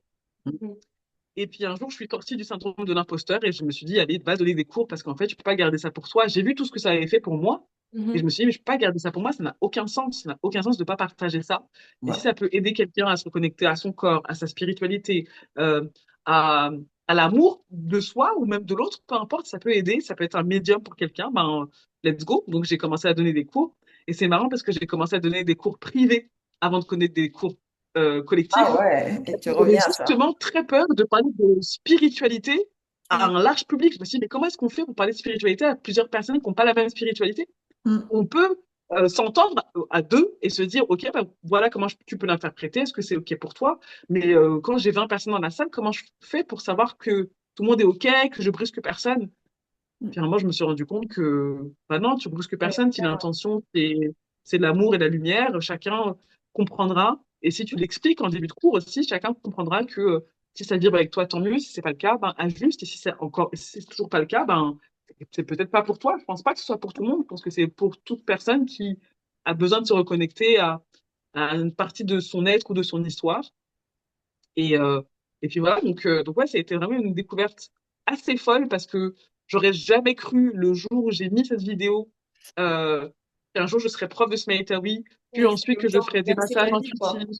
quoi. Ouais. Exactement. En fait, ça a été vraiment la porte qui m'a permis de me D'ouvrir. découvrir Ouais. Ouais. et puis de grandir, Mhm. d'apprendre et de diffuser, de partager. Vraiment, Ouais. je l'aurais jamais cuisiné de la manière dont je cuisine. Je n'avais pas découvert le Smaïtawi. Et pourtant, pour moi, il n'y avait aucun lien avec l'un et l'autre à l'époque. Mais Mm. ça va te plonger Donc ouais, c'est aussi vraiment. dans ta fonction de fonctionner. Et avant, du coup, de découvrir le Smitawi, est-ce que toi, tu te considérais comme une personne spirituelle déjà? Est-ce que tu avais un peu déjà cette base ou pas forcément? Non. En fait, non, parce que justement, j'étais en train de. Enfin, c'est pas non. C'est que le Smeïtawi a été l'une des premières portes quand Mhm. j'ai commencé à m'intéresser à la spiritualité. C'est Ok. surtout ça, en fait. La Mm. phase du Covid, c'est la phase où, et ça a été le cas pour beaucoup, je sais que je suis pas seule, hein, où je me suis mise à me poser plein de questions sur mon identité, euh, sur le collectif, la communauté, sur ce qui m'a été inculqué par ma mère, par l'école, mes, par tout le monde, en fait, par la société. Et j'ai commencé à déconstruire beaucoup de choses. Et Mhm. c'est là où, de fil en aiguille, j'ai commencé à retrouver, à me retrouver devant des livres ou des vidéos sur la spiritualité, que ce soit Cheikh Anta Diop, Kwame Nkrumah, tout ça, ça a été des livres où je me suis dit, ah mais pourquoi on m'a jamais parlé de ça? Et c'est marrant parce que quand j'ai commencé, un jour, j'ai appelé à ma mère et je lui ai dit, mais ça te parle, ça, toi? Elle me dit, bah oui, oui, je connais très bien. Je dis, mais tu connais, tu m'en parles pas, mais ça va pas, mais c'est une richesse de dingue. Et en fait, je pense que elle non plus n'était pas prête à partager ça parce qu'il y avait un vrai sujet de légitimité, parce Mm. qu'elle était elle-même dans son propre cheminement. Et Mhm. donc, j'ai un peu ce truc-là c'est très marrant et c'est pour ça que je suis très touchée à chaque fois que je vous vois toutes les deux parce que moi, j'ai vécu mon éveil spirituel avant ma mère. Ok. Ma mère, elle a été protestante. J'ai grandi protestante. J'allais à l'église le dimanche, alors pas tous les dimanches, mais en tout cas, j'ai grandi avec la foi, avec la religion. Mhm.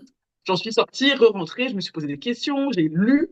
À un moment, je me suis dit, allez, hop, lis le Coran, allez, lis la Torah. Enfin, vraiment, informe-toi. Tu peux pas juste suivre bêtement Ouais. ce qu'on te montre. C'est bien. Pose-toi la question, est-ce que ça te convient? Puis je l'ai fait. Et puis je me suis retournée dans le protestantisme en me disant, bon, ça reste quand même quelque chose qui résonne le plus avec moi. Puis à un moment, je me suis rendu compte, en fait, c'est pas que ça résonne, c'est que c'est la maison, c'est que je connais et que ça me fait pas peur parce que j'y ai grandi. Mais c'est Mhm. pas parce que ça me fait pas peur que ça me convient vraiment. Et puis après, j'ai essayé de sortir, d'enlever les cadres du dogme. Alors attention, je ne blâme aucune religion. Je pense elles ont leur place et qu'elles sont Ouais. importantes pour beaucoup. Et elles ont été même importantes. Toutes ont été importantes pour moi, pour mon cheminement, mon questionnement. Mais à un moment, je me suis rendu compte que ça m'enfermait un petit peu. Et Ouais. aujourd'hui, j'ai la sensation que ma relation avec le grand tout, avec Dieu, avec l'univers, avec les ancêtres, peu importe comment on veut les appeler, est beaucoup plus forte depuis que je suis sortie du dogme, parce que j'ai plus de barrière dans ma connexion au divin. J'ai pas besoin de me retrouver à l'église ou à me mettre à genoux ou les mains en prière pour prier. Ma prière, c'est ma respiration. Ma prière, c'est ma connexion au tout. Enfin, ça va au-delà de tout ça. Et donc, quand ma mère m'a vu dans mes histoires de Smaïtawi, yoga, brûler d'astoge, machin, elle dit, mais qu'est-ce que tu fabriques dans tes trucs, là? Qu'est-ce que c'est que ces histoires? Ouais. Et elle a vécu son propre cheminement. Et elle a vécu son propre éveil. Et aujourd'hui, on parle de spiritualité de manière très ouverte. On partage beaucoup de choses justement dans nos cheminements. Elle partage beaucoup de choses dans ce qu'elle a vécu, elle, Ah. plus jeune. en tant que petite fille habitant au Cameroun, à Douala, de parents aussi qui ont vécu la colonisation et donc l'arrivée du christianisme, etc., etc. Enfin, l'arrivée, pas l'arrivée, mais en tout cas, la place du christianisme Ouais, dans un pays francophone en plus. ouais. Euh, donc, ouais, on partage beaucoup aujourd'hui et j'ai réalisé à quel point le Smeïtawi m'a fait déconstruire beaucoup, mais surtout reconstruire beaucoup, notamment mon lien à ma spiritualité, mon lien à moi, mais aussi mon lien avec ma mère, quoi. Mhm. Ah, mais chouette, c'est super ça. Ouais, c'est Mhm. un beau cheminement et un beau Ouais. parcours qui aussi t'a permis bah, d'évoluer, de te transformer et de te retrouver Mm. Ouais, finalement. complètement. Et c'est vraiment ça, se retrouver. Ouais. J'ai cette conviction, c'est la mienne et c'est ma propre vérité, qu'on n'est pas sur Terre que pour vivre des expériences, on est sur Terre pour se rappeler. Moi, Mhm. j'ai la De sensation souvenir. d'être passé par là plusieurs fois.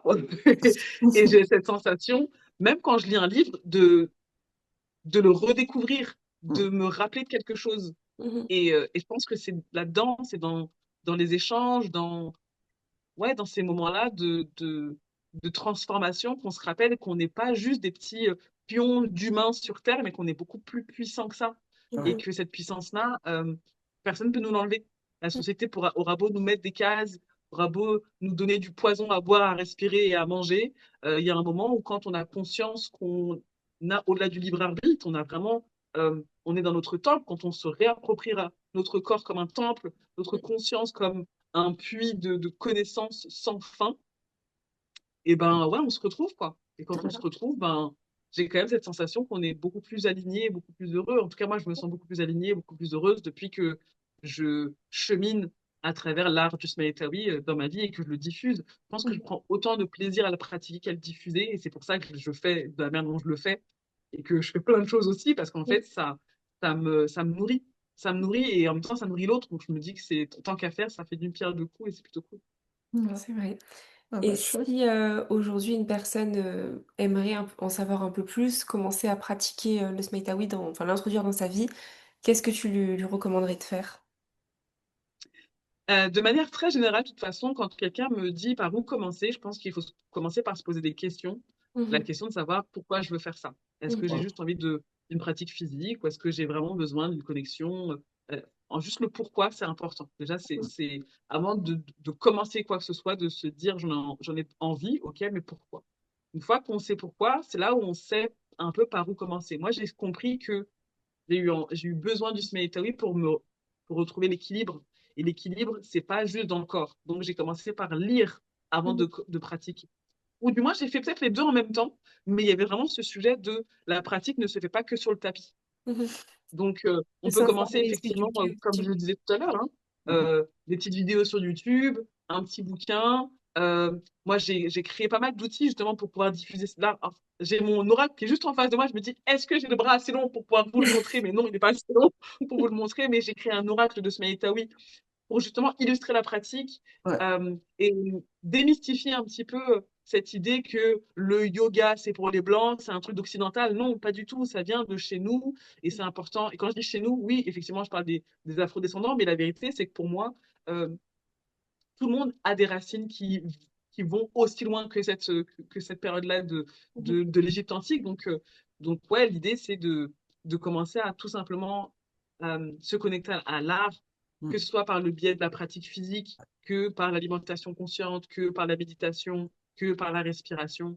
Euh, Ouais, de commencer tout simplement quelque part. L'idée, c'est de pas trop mentaliser, pas essayer de trouver le cours parfait, le moment parfait pour le faire. Il n'y a pas de moment parfait. Quand on est prêt, Mhm. on Quand on trouve est les prêt. bons outils. C'est d'ailleurs pour ça que j'ai pas trouvé de prof de Smeïtawi, c'est parce que j'étais pas prête à l'apprendre de quelqu'un d'autre que de moi. Si Mm. j'avais trouvé une prof, j'aurais sûrement fait deux ou trois cours, puis je serais peut-être passé à autre chose. Mhm. Et là, le fait que je me sois impliquée, que j'ai fait mes recherches, que j'ai acheté des bouquins, que je me sois investie pour moi, ça a fait que ça a fait aujourd'hui partie de ma vie et que je Ouais. ne me vois pas aujourd'hui euh, vivre sans, en vrai, parce que ça fait vraiment partie de mon équilibre, c'est mon pilier, en fait. Ouais, ça fait partie de toi maintenant. Mm, complètement. Ok, Ah. ouais, D'ailleurs, c'est très drôle parce que quand on parle de yoga, quand on tape yoga sur Google Mhm. et qu'on va sur Google Images, très souvent, on va trouver alors des femmes, 80% du temps, c'est des femmes. Mm. 80% du temps, c'est des femmes blanches. Ouais. 80% du temps, c'est des femmes blanches très minces. Et Mhm. 80% du temps, c'est des femmes blanches, très minces et très souples.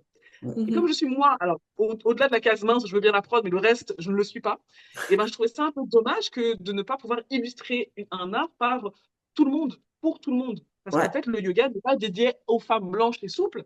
ouais, Le yoga est ouvert à tout le monde. Et puis d'ailleurs, c'est marrant d'illustrer le yoga qui vient d'Inde par une femme blanche, alors que c'est pas du tout comme ça que ça se. Pas que c'est, en fait. Ouais, ouais. c'est Et quand pas. j'ai commencé à chercher le Smaïtawi, et ben, je ne voyais pas des personnes, je voyais des bouquins. Et je trouvais ça cool parce que je me disais, bah voilà, vu que c'est un livre, tout le monde peut Ouais. acheter un livre. Mhm. J'allais sur Google Images et j'avais pas une personne qui pratiquait et qui. J'avais pas une personne qui pratiquait, j'avais vraiment des livres, des postures, j'avais des photos de stèles sur les pyramides. Mhm. Alors, entre-temps, ça a un peu changé. Maintenant, quand on tape Smaïtawi, ben, on voit ma tête. Désolée, j'ai un peu. c'est un peu voilà, je me C'est suis remis. l'incarnation du avec Hamlet. C'est chouette. Voilà, un peu fait shifter l'idée, mais l'idée, c'était quand même pour moi de, de montrer à quel point c'est un art qui est accessible par tous et pour tous. Et dans l'oracle que j'ai créé, j'avais très envie justement que ce soit inclusif. Donc, on voit de toutes les carnations, de tous les genres, même Ouais. de personnes, on ne sait pas trop, c'est des femmes et des hommes, ou des hommes, et c'était fait exprès. On voit aussi des personnes qui peuvent être considérées comme valides ou comme non valides, même dans les détails. J'avais Mhm. envie de pouvoir illustrer des choses toutes simples comme les vergetures, le vitiligo, les cicatrices, et des choses un peu moins simples à porter, comme une personne en fauteuil roulant qui pratique, comme une personne avec un appareil auditif, comme une personne avec un casque, où on peut se dire peut-être qu'elle écoute de la musique, mais peut-être que c'est aussi une personne autiste qui s'isole du bruit, et montrer que c'est une pratique euh, ouais, qui est inclusive en fait. Qui est accessible à tout le monde et tout le monde peut l'adapter enfin, à sa façon en fonction de ses Complètement. capacités. Ok. Exactement. Est-ce que du coup tu as un livre que tu peux proposer aux personnes qui seraient intéressées par le Smaïtawi d'en apprendre déjà un peu plus en s'éduquant un peu plus avec un livre? Est-ce que tu as quelque chose à recommander? Pour l'instant, il n'existe pas encore enfin, non, il n'existe pas encore beaucoup de livres sur le Mhm. Smaïtawi en tant que tel. Il y en a deux que je peux recommander. Il y a toute une partie en anglais. Ok. Tous les livres du docteur Muata Hb, c'est écrit Muata plus loin Hb, Ashby, qui Ok. parle du Smaïtawi, au sens large. Donc, il parle de l'alimentation, il parle de la Mhm. pratique physique, il parle Mhm. même d'une pratique, enfin de l'énergie sexuelle à travers la pratique du Smaïtawi. Donc, c'est vraiment très large. Il y a, je pense, une dizaine, une quinzaine de livres euh, sous le même format avec des illustrations, etc. Et donc, Ok. moi, j'ai acheté je pense, 80% de ces livres, parce que je trouve que c'est une source, Riche. ouais, c'est exactement très riche. Mhm. En français, il y a les livres de Babacar Kane. Babacar Kane, qui est un homme sénégalais de peut-être 90 ans maintenant, mais je pense qu'il avait 85 à l'époque où j'ai connu, Mhm. qui est impressionnant parce qu'il est encore à son âge, il fait encore des postures sur la tête, il est très souple, c'est vraiment celui qui a euh, remis un petit peu à- d'actualité ce que Mhm. lui appelle le yoga des pharaons. Donc c'est le même principe, donc il n'appelle pas ça yoga égyptien lui, mais yoga des pharaons. Ouais. Il a écrit pas mal de livres sur la pratique aussi. D'accord. Ok. Mais du coup, aujourd'hui, si tu veux un livre sur le Smaïtawi, ben tu trouves pas. Mhm. Tu ne le trouves pas tout simplement parce que je suis en train de l'écrire, même si ça prend Ah, super. beaucoup de temps. Mais mon but, Félicitations. ouais, mon envie, c'est vraiment de laisser Une un écrit trace. Mhm. parce que, ouais, de laisser une trace parce qu'en fait, c'est essentiel et que l'oracle, c'est super, mais c'est Ouais. pas tout le monde qui a envie de pratiquer. Mhm. Il y a des personnes qui ont besoin d'un peu plus de support et j'ai vraiment envie de pouvoir créer ça. Donc, c'est vraiment une envie de ma part que de pouvoir écrire sur ce Smetawi, mais pas que un livre technique de mettez la jambe là et ça fait ça, mais aussi ce que ça m'a apporté, à quoi ça me connecte, vraiment quelque chose de beaucoup plus large en fait. Ouais, raconter Donc ton ouais, ça histoire arrivera pas tout de aussi à suite, alors travers, ouais. vraiment pas tout de suite, Ah bah mais super, bravo. C'est Ça arrive, vraiment ça arrive. une très bonne idée. en fait le fait d'en parler Mhm. ne fait que me booster à continuer à le faire. Bah oui. Donc voilà, ça sera pas 2026 ni 2027, mais je Ouais. pense que Ok. 2028 sera une belle année et je sais qu'elle sera une belle année et j'espère que je pourrai sortir et auto-éditer mon livre parce que ça aussi c'est aussi quelque chose Ouais. d'important. Mon oracle est auto-édité, Ouais. mon livre sur la détox l'est auto-édité aussi, donc pour moi c'est important de pouvoir le proposer sur ce format-là ou en Mhm. tout cas de le faire éditer par une maison d'édition qui est respectueuse des richesses ancestrales tout simplement. Ah D'accord. bah Ok. super. Bah, trop cool. Bravo. Ouais, Ouais. félicitations pour ce projet, puis on a hâte de suivre le reste. Ah bah oui. Ah bah super, c'est vraiment très très passionnant. Mmh. Et encore une petite partie de ce que tu fais dont on n'a pas parlé, c'est les sorties en forêt avec la cueillette. C'est vraiment quelque chose qui me fait kiffer de partager parce qu'en fait, je le faisais pour moi. Ce qui est marrant, c'est que, alors, faut savoir que je m'appelle K, mais que c'est pas mon prénom de naissance et que Ouais. même tout ce que je suis et ce que je présente de moi aujourd'hui n'est pas ce que j'ai toujours été. Mhm. J'ai eu une autre vie dans laquelle j'étais ben, clairement un pantin de la société. Hein. J'étais euh, pas très alignée dans ma vie, pas très consciente, pas très dans l'amour, ni même dans la gratitude de ce que je vivais. Ça fait partie de mon cheminement. Et sans cette version de moi, ben, je serais pas qui je suis aujourd'hui. Tout à fait. Mais dans cette ancienne version de moi, un jour, j'ai découvert qu'il y avait une cueillette pas très loin de chez moi. Donc, j'y ai amené mon fils, d'avoir peut-être 2 ans, un truc comme ça, avec son papa. Et puis, c'était une très belle balade. Et on se dit, oh, on ferait qu'on fasse ça plus souvent. Et en fait, je l'ai fait qu'une fois. Et puis ensuite, c'est sorti de ma tête parce que j'allais au supermarché, que je me posais pas trop la question et que à l'époque, j'avais justement pas cette notion de conscience, connexion à la terre. Mmh. Et puis, quand K est arrivée, qu'elle a fait surface, elle s'est rappelé que c'était important de se nourrir parce que la terre nous offre et elle s'est rappelé que la cueillette existait. Et donc, je suis retournée à la cueillette en me disant, mais c'est quand même fou. Parce que c'est vraiment une sortie familiale. Très souvent, quand on va à la cueillette, c'est des familles qu'on y retrouve. Des fois, il y a même des centres aérés qui amènent des enfants, etc. Et puis on trouve de tout, de toutes les origines, de tous les âges.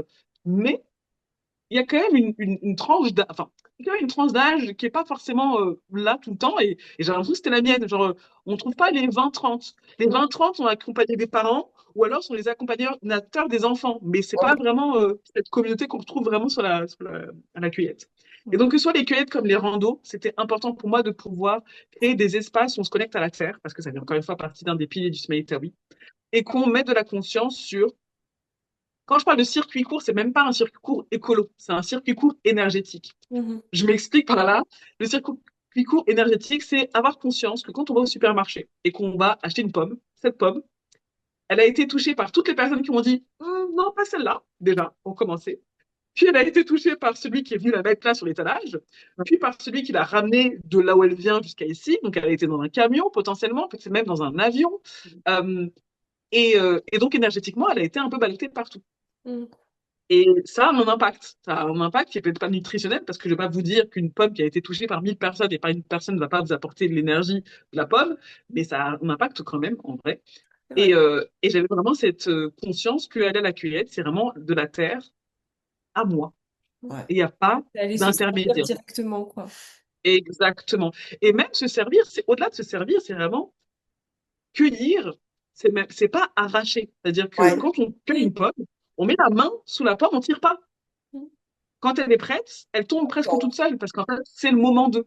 Et la cueillette, c'est pas juste un moment ultra convivial où on va juste cueillir, puis ensuite on cuisine ensemble et on mange ensemble. C'est aussi se reconnecter à une base.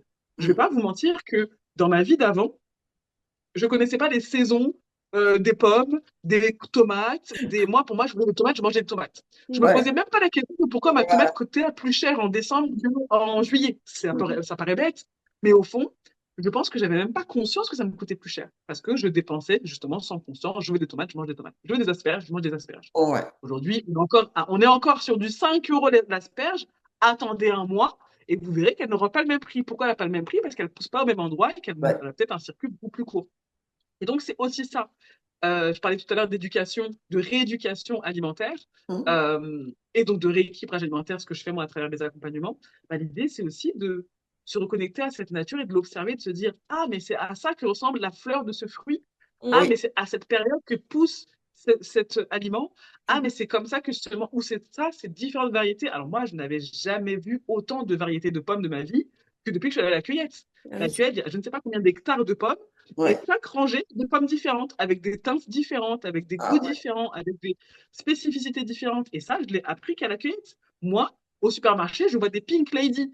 Il faut savoir que les Pink Lady, ça n'existe pas réellement, que c'est un truc un peu fancy inventé par l'homme et qu'il y a beaucoup d'aliments comme ça qui n'existent pas. Et Ouais. quand on va à la cueillette, on a des vrais aliments qui existent et qui poussent à leur rythme. Du coup, bah, pour la cueillette, c'est pas pour tout de suite, parce que là, on est au mois de mai, donc la nature dort encore un petit peu. Oui. Mais à partir de fin juin, ouais, mi-juin, on va commencer les premières cueillettes. Et Ok. donc, pour les personnes qui sont intéressées de découvrir ce que c'est que la cueillette, de cuisiner en conscience et de déguster sur place ce qu'on aura cueilli ensemble, et ben, n'hésitez surtout pas à checker. Et mon compte Instagram sur lequel je partage pas mal, Ouais. mais surtout vous inscrire à la newsletter sur mon site internet maisonancestrale.org et du coup, vous aurez toutes les informations et tous les événements chaque mois. Dès le premier 2, 3 du mois, j'envoie ma petite newsletter avec tous les événements de Maison Ancestrale. Qui est assez intéressante. On a tout en actualité. De toute Enfin, façon, toutes les j'aime informations que tu as bien, données, on les mettra nous aussi Ouais. dans notre ouais, description, comme ça au moins ce sera plus facile à retrouver. super, super. Et donc du coup, quels sont un peu tes projets pour 2026? Donc on a la cueillette, comme tu nous en as parlé, et puis tu as aussi ta Oui. retraite en Égypte. En Et est-ce que Égypte. tu as, d'autres projets qui Exactement. arrivent? Alors, du coup, il y a pas mal de choses, effectivement, que je fais tout au long de l'année. Donc, je continue les cours de cuisine. Généralement, j'essaie de faire une fois par mois. Donc, le mois dernier, il n'y en a pas eu. Mais le prochain, je pense que ça sera au mois de juin. Donc, un cours de cuisine vegan. Généralement, c'est même afro-vegan parce que j'aime utiliser les plantes et les aliments du continent africain. Mhm. Je continue les randonnées une fois par mois aussi. La prochaine randonnée, c'est le 24 mai d'ailleurs. Donc, je ne sais pas si l'épisode sera sorti d'ici là ou pas, mais en tout cas, si c'est pas le cas, il y en aura une le mois d'après aussi. Les Mhm. cueillettes qui reprennent effectivement à partir de juin. La retraite en Égypte à la fin de l'année. Mhm. Potentiellement, il y en aura une autre avant, peut-être. C'est Ok. possible qu'il y ait une petite retraite express, c'est possible, ça sera en exclu.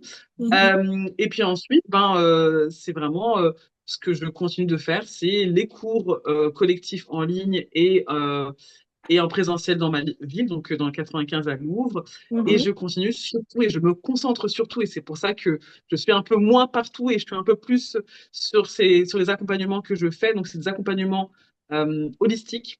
Oui. Et Ok. donc, l'idée, c'est vraiment d'accompagner à retrouver l'équilibre corps, âme et esprit à travers différentes portes. Donc, il va y avoir la porte de l'alimentation consciente à travers le rééquilibrage alimentaire pour toutes les personnes qui souhaitent tout simplement remettre de la conscience sur leur manière de se nourrir. Est-ce que c'est manger moins de produits d'origine animale ou plus du tout, moins de gluten ou plus du tout, moins de sucre ou plus du tout, euh, d'avoir une meilleure relation à l'alimentation. Donc, comme je parlais tout à l'heure, je parlais de troubles du comportement alimentaire. J'accompagne pas mal de personnes qui sont sujets à ça, sujet aussi à la dysmorphie, comment se reconnecter au corps. Mhm. Euh, J'accompagne aussi à travers le soin. Donc, le soin, ça va être le massage intuitif et le soin énergétique, qui sont pour moi des outils qui accompagnent à faire circuler les énergies qui stagnent dans le corps, mais pas que. Et puis ensuite, c'est vraiment tout cet aspect de spiritualité. J'ai beaucoup de personnes qui viennent à moi qui sont des personnes qui ont cette sensation d'entamer un chemin spirituel, même si en vrai, le chemin spirituel, on l'entame quand on arrive sur cette terre. Mais en tout cas, qui mettent un peu plus de conscience sur leur connexion et qui ont besoin d'être accompagnés, pas guidés, parce qu'encore une fois, je guide pas vers ma spiritualité, mais accompagnés dans leur propre cheminement avec Mhm. des outils, donc mise en place de routines, de rituels, mise en place ouais, d'outils qui permettent de reconnecter à soi. Donc ça, c'est vraiment ce que je fais tout au long de l'année. Et donc, j'ai vraiment plaisir à, à offrir cet accompagnement parce que je sais qu'il fait du bien aux personnes que j'accompagne, mais qu'il me fait du bien à moi aussi.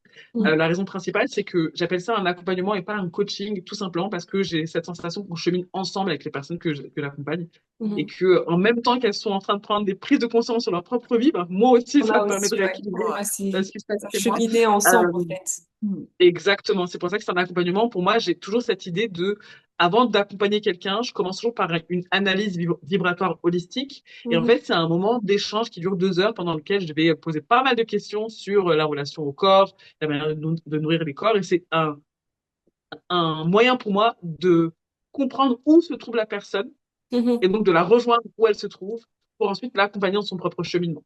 Ok. Très, D'accord. très intéressant. En tout cas, on mettra tous tes contacts pour qu'on puisse te Ouais. retrouver sur les réseaux sociaux, mais aussi ton site internet, parce que c'est vraiment très intéressant tout ce que tu proposes. Ouais, c'est vrai. Merci Faut beaucoup. pas Et pour oublier les la personnes partie. qui ont envie de découvrir un petit peu plus de mon histoire, j'ai un podcast, alors que j'alimente un peu moins ces derniers temps parce que je fais beaucoup trop de choses a priori, mais les 5 premiers épisodes, ils me tiennent beaucoup à cœur vraiment, donc je suis contente si je peux toujours continuer de mettre de la lumière dessus. Ça Ok. s'appelle Spiritual Hacker et c'est un podcast qui accompagne à déconnecter un petit peu du cerveau pour revenir pleinement dans le cœur, déconstruire un petit peu les codes de la société et Super. reconstruire son identité propre à travers la spiritualité. Ben, OK. on mettra Ouais, on toutes mettra ces tout ça. infos, voilà, pour que les personnes puissent te découvrir et découvrir un peu plus ton univers. C'est vrai on a beaucoup parlé du Smaïntawi, on a beaucoup parlé de d'autres choses, mais tu as bien fait d'insister également sur cette partie accompagnement, qui est Mmh. importante aussi, qui fait complètement partie de ce que tu fais. Mais voilà, tu es Mm. vraiment une femme très inspirante, comme on aime bien les recevoir chez Ephémera Mm. Podcast. Mmh. Par contre, on aimerait bien savoir. Alors, tu fais beaucoup de choses en présentiel, c'est très bien. Est-ce que tu penses parcourir un peu plus l'Hexagone, venir à la découverte des personnes qui te suivent? Parce qu'à Paris, ouais, t'en fais des choses, hein. Ben, moi, j'en serais ravie. La seule chose, c'est vraiment, je n'ai jusque-là jamais décliné une invitation. Ça veut dire que quand il y a un événement qui se fait, Ouais, moi, je serais ravie de pouvoir justement faire voyager l'Argus Maetawi. Et c'est principalement pour ça que je le fais en ligne aujourd'hui, parce que je ouais, me rends compte que il y a tout pour Paris. On est content, c'est super, mais en fait, il y a aussi plein de monde qui sont en dehors de Paris qui ont besoin et envie de bénéficier de ce genre de savoir, de ouais, pratique. ouais. Donc moi, tous les espaces qui me sont ouverts pour diffuser, je suis ravie de pouvoir le faire. Donc le jour où vous ferez un événement en présentiel, je serais ravie de prendre mon petit billet de train ou ma petite voiture pour venir jusqu'à vous et On prend diffuser l'art acte. du storytelling et parler de tout ça. Donc vraiment, ce ne sont que des invitations qui me manquent pour le Ouais, faire. super. Et pas que en France, hein, de manière générale, Ouais, je serais ravie de prendre l'avion pour faire diffuser l'art du storytelling. Vraiment, donc avec grand plaisir, si c'est un besoin et une envie, que de pouvoir me connecter un peu plus aux personnes qui sont en dehors de la région parisienne pour pouvoir diffuser. bah, écoute, on Super, prend bah, acte, hein. on prend On note, prend ouais. note. Et franchement, On n'hésitera pas à te recontacter, ouais, pour voilà. les prochains événements. En tout Avec cas, grand plaisir. Merci merci beaucoup. d'avoir accepté notre invitation. Merci de Ouais. nous avoir permis de découvrir toute la palette des activités que tu fais. Tu nous as donné aussi un peu de ta belle énergie. Mm. En tout cas, continue. Et puis, on s'est dit On à... espère se revoir Ouais, très on vite. espère se revoir très vite. Et puis, quand on C'était très viendra à sympa, ouais. Paris, on viendra te faire un petit coucou, comme la dernière fois. Avec grand plaisir. Avec grand Voilà. plaisir. Merci à vous. Merci pour ce que vous faites. Je pense que c'est important qu'on puisse avoir euh, mettre de la lumière sur différents parcours de vie et différents outils Mm. de reconnexion à soi, quel qu'il soit. Et effectivement, il y a beaucoup de personnes inspirantes que vous recevez. Je suis contente d'en faire partie aussi. Et merci merci pour ce que vous faites. Je pense que c'est quelque chose qui est essentiel et surtout de l'avoir de votre prisme, qui est encore une fois un prisme multigénérationnel.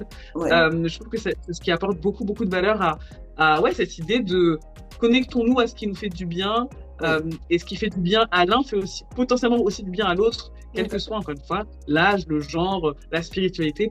L'idée, c'est vraiment de pouvoir diffuser. Donc, merci pour l'espace, merci pour la lumière que vous mettez sur ma pratique, sur mes accompagnements, sur ma personne. C'est toujours un plaisir pour moi de diffuser. Donc, merci beaucoup.